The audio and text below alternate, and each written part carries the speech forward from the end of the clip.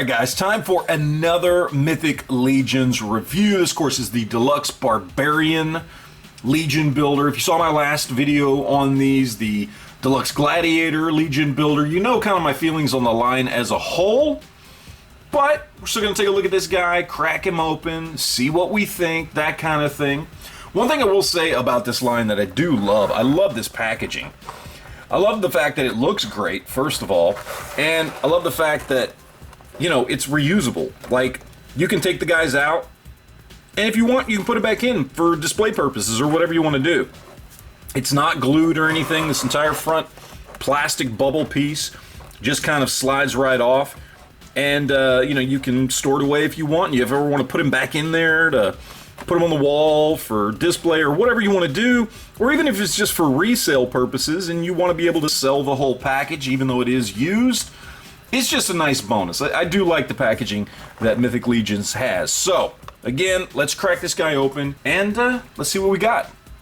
Alright, so we have him out of the package. Let's look at accessories real quick. First, we'll go through his weapons here. Of course, we've got his nice big Butcher Barbarian sword looking good. Again, just like the last figure, no paint or anything, but you could certainly dress it up yourself if you wanted to. We also have a kind of a Viking battle axe looking thing. Again, the sculpt is there.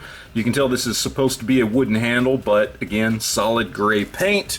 Then, of course, he has his trident here, looking pretty good. Again, you got some nice details on there in the sculpt, but no paint on this thing. Then you get this right here. This is either a belt or a bandolier, not sure which. It looks a little big to be a belt for his waist size, so maybe that's a bandolier, and you do get a little bit of a pocket there that you could kind of fit one of the weapons in. Then, of course, we do get shoulder armor as well. So, good deal of accessories there. I do like that. These figures do come with accessories that are more than enough for what you need. So let's take a look at the figure itself, and he looks really good. I mean, sculpt on this guy is great. They did a fantastic job. The skin tone with all the shading and everything looks amazing. There's not as much on this guy as there was on the Gladiator guy, but what is there is really, really well done. Sculpt on the armor looks fantastic, but again, just like the last one, there's nothing there as far as paint goes. It's just, it is the color that it's molded in. And since it's so dark, you really, I mean, you could do kind of a wash on this guy, but it's not really going to stand out. It's not going to make the armor pop, which is kind of a shame. Head sculpt looks fantastic. Helmet looks great. You do have some nice color and shading there on the beard, which looks amazing. I think they did a great job on the head sculpt. Then, of course, you've got things like the horns here, and you can turn them and angle them down if you want, or whatever you want to do, or you can actually swap them out with some of the accessory packs and things that are out there, or with other figures to put, you know, wings or all kinds of other stuff there on his helmet instead of the horns. Now, as far as articulation goes, it's the same as the last one, so you've got the ball joint, you know, shoulders there. You do have single jointed elbows that only come up that far, and then you've got rotation on the wrist, and you have a little bit of movement there back and forth. As far as his head goes, basically this guy, he just rotates, and he doesn't even rotate at the ball joint that's up inside the head at the top of the peg. He rotates at the neck. I popped his head off and tried to move his head, and that ball up inside the hole in the head is so large and fills the hole completely. There's no movement on his head.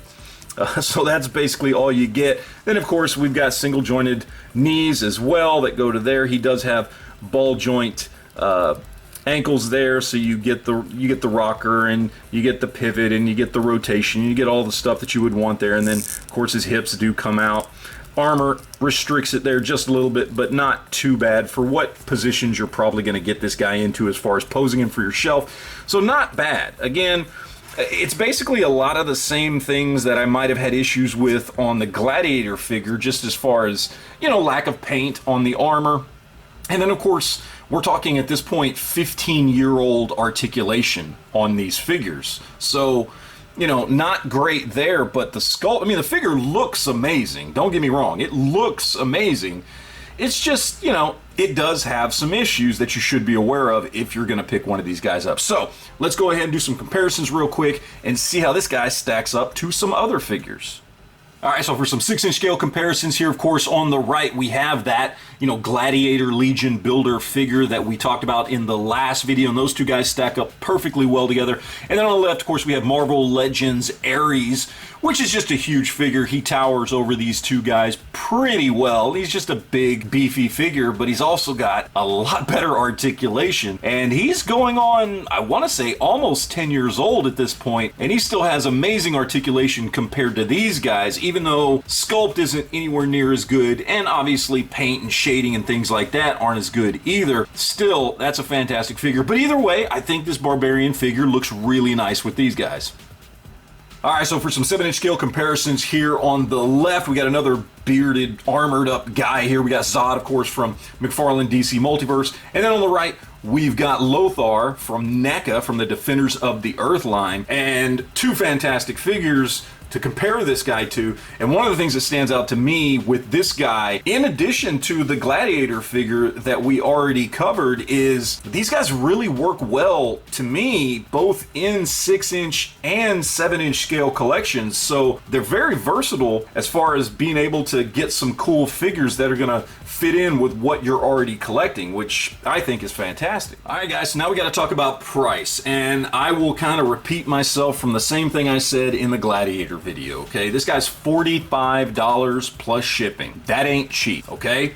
That is almost double what Marvel Legends and McFarlane is selling, you know, 6 and 7-inch scale figures for, and that's a good chunk of money. So is it worth it? Well, there's two sides to that. One is, are you just looking for a good, you know, 6 or 7-inch scale figure to add to your collection, just a cool figure? Well, yeah, this has got good sculpt and good paint, but it's got 15-year-old articulation and it's $45. So from that perspective, no, it is not worth it. However, if you're looking for something that has good sculpt and has good paint in that 6 or 7-inch scale, and is very, very customizable, then yes, it is worth it. I mean, that's the point of this line, honestly. I mean, you can swap out feet and legs and hands and arms and armor and heads and accessories, and, you know, that's kind of the point of the Mythic Legions line, is the customability of it. It's kind of a modular toy, you know? You can change out whole torsos, all kinds of stuff. From that perspective, yes, it is worth it, because you're paying a premium for a figure that has a lot of customization options without having to do a lot of the things that some of us kit bashers have to do to kind of put together a figure. It's very, very simple and easy for this. You're paying a premium for it, but yeah, in the end, it's worth it. Look, I'm glad I have the guy. He's a very cool figure, even with the older articulation. It's still a really cool figure, but I gotta be honest. As I talked about in the last video that I did, I mean, I basically got this guy for free because of a screw up at the company that I had placed an order with. So, you know, like, I don't have a lot of reason to complain, but I'll be honest, I would not have paid $45 for this guy. I love to kit bash, but I'm comfortable with kit bashing other figures that don't cost me $45, you know, to build up some cool figures. I personally wouldn't have paid the premium, but that's just me. That's my opinion. That is not to say this is not a cool figure, because it absolutely, definitely is a cool figure that I'm glad to have. But again, I gotta be honest, I didn't pay 45 bucks for it. So that's definitely a bonus in my favor that most likely you won't get. So just be aware of that going in. But that's it, guys. That's my opinion on this. Hope you enjoyed it. Thanks for watching as always, and we'll talk to you guys later.